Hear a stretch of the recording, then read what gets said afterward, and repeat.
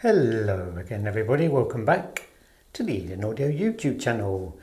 If you haven't tuned in before, my name's Adam and I'm going to be your host for the next few minutes as I explain to you the progress we have been making currently here in our garage to audio hi-fi room renovation project. We are currently on day 2 of this renovation project where the painter has been in, as I say, for the second day. We're not on day 2 of the renovation, we're on day 2 of the painting work. And the painter has been given obviously the paint, its second coat. As you'll also notice that the room now is far more echoey as we've taken everything out. And I'm going to explain to you what work the decorator has been doing.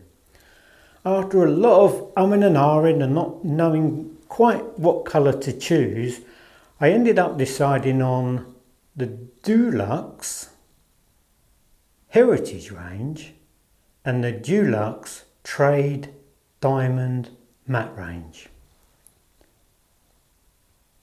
For the main walls I chose, if I stand back here a little bit you'll probably be able to see it better.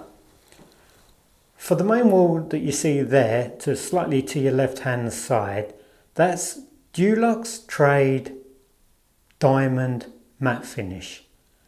And the colour we chose was Gardenia.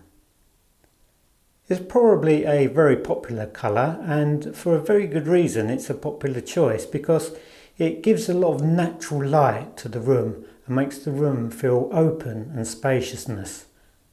It also produces a sense of calmness and cleanliness, which I really like. To the left of that colour, the complementary colour I chose, as I say, was again from Dulux, but this is their Heritage range. And the colour I chose was called Ancient Sandstone. When you see the two colours together, you really can see how they complement each other. The finish on the two paint colours is matte. The reason that I chose matte finish was because it shows far less imperfections in the wall. Now the walls in this particular garage aren't particularly fantastic, so choosing a matte finish is quite a sensible choice.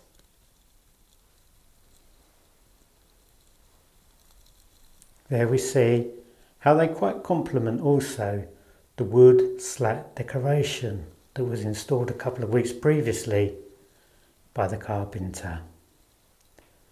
There, as I pan around, you can see again that colour, just to remind you, it's called Ancient Sandstone from Dulux and it's part of their Heritage range. Now the difference between the two finishes, or the two ranges should I say, from Dulux, is that the Gardenia colour is a little bit more wipeable in it. It's a little bit more wipeable. That means if you've got like sticky, dirty little fingers or anything like that, the paint is a little bit more scrubbable and easier to clean. Whereas the Heritage range is not so easy to clean. So I'd recommend using this type of paint in areas that aren't going to have a lot of people going up and touching them. I mean, you don't really want people touching your walls, do you, in the first place? But just in case, you know, you get little children playing or dirty hands or dirty fingers, then this particular wall will be a little bit harder to clean, as I say, than the Trade Diamond range. As I said, that's a little bit more scrubbable. Now I'm going to try and show you the ceiling if I possibly can. It's very difficult to focus on white, but the white you see there is from Tikurila paints. Can't remember exactly what it is because I must be honest with you, it wasn't a brand that I'd heard of before.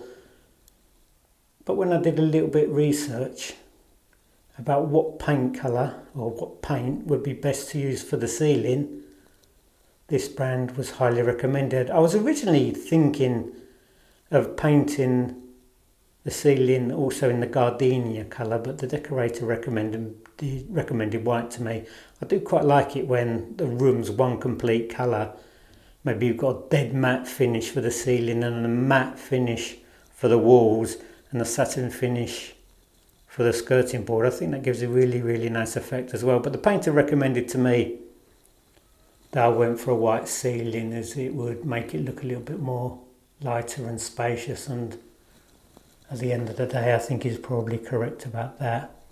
He's popping back tomorrow just to finish a few things off. He's just got a little bit of touching up to do. The skirting boards I think might need another coat.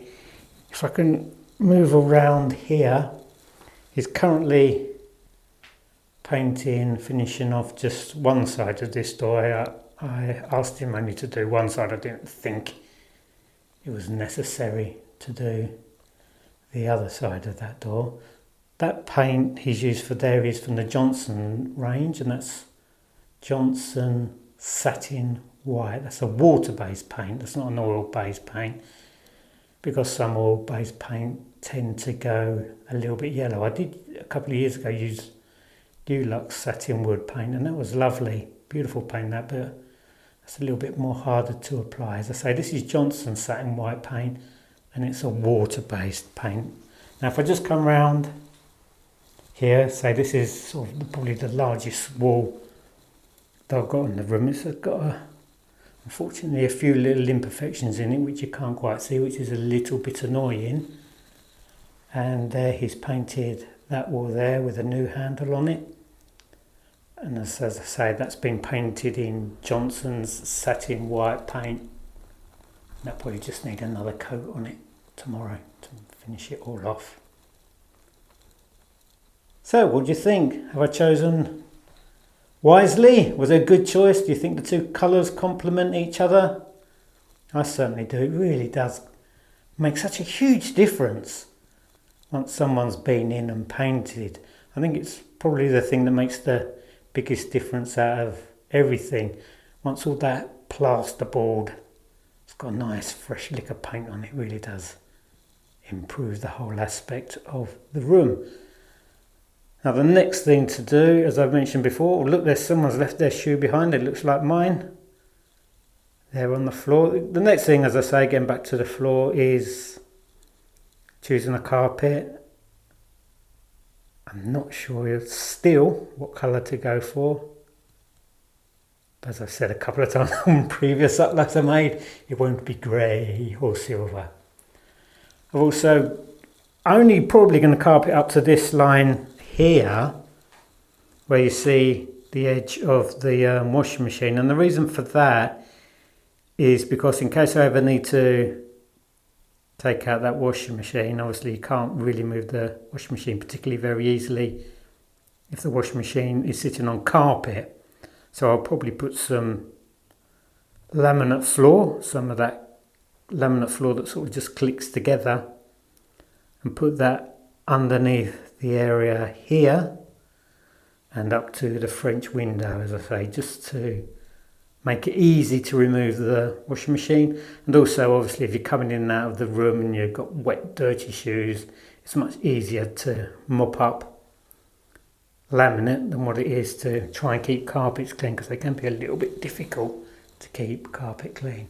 There you go. As I say, I'm really impressed with that colour. It's so beautiful. It really is a lovely colour. It's come out nicer than what I thought. I don't know if the camera can pick up just how beautiful that colour is, how you can appreciate what a lovely colour it is. I think it's absolutely gorgeous. It really does look good. I'm really happy with how the room's progressing. I say once I've got a carpet in, it'll finish off, and I think this room is going to look pretty spectacular. It's been worth it. A long way. It's taken 6 or 7 months. Quite a bit of money. I'll go into that probably in another video in a little bit more detail, how much everything costs, because whenever you do a project, whatever you think it's going to cost, it's going to cost you a lot more. So yeah, always budget 30% more, because I can assure you, whatever you think it's going to cost you, it's going to cost you a little bit more. There we go. I hope you've enjoyed the little tour of the room we've got here. Progress is coming along nicely. And I must say, I'm dead chuffed with it. Looks absolutely fantastic. Thanks for watching, everyone. Take care. Have a great day. And keep listening to that music. See you soon. Thanks a lot. Bye now.